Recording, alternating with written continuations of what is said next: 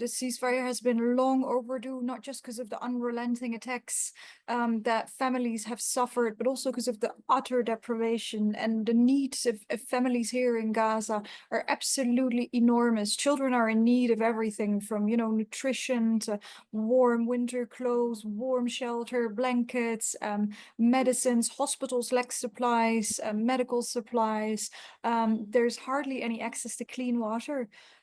So it's important that we are able to bring in hygiene supplies, but also spare parts and sort of technical equipment to repair the water infrastructure here, which will be a very, very big undertaking. I was passing by these dozens and dozens of trucks with goods. I had goosebumps because the needs are just so high, and finally these aid supplies are coming in at scale, which is exactly what is needed here in Gaza.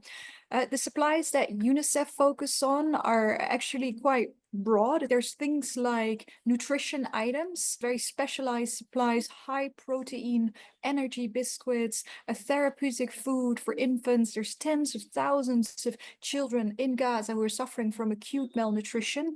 We bring in sanitary supplies. This humanitarian operation is probably one of the most complex in recent history, and that's for a host of reasons, starting with the aid that is brought in over the past couple of days. Trucks aren't allowed to drive in straight into Gaza. They haven't been allowed during the war.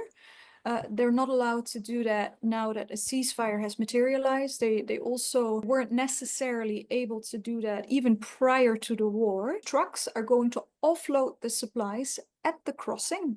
So they can't drive in. Palestinian trucks, they're waiting on the other side of the crossing, picking these supplies up and then bringing them to, for instance, our UNICEF warehouses. And then from there, they'll go to families in Gaza. What is urgent is that on top of these supplies coming in, that children have access to learning opportunities, to spaces where they can be a child again.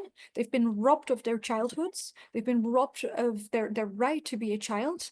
They need to be able to return to some sort of daily routine, some sort of sense of normalcy.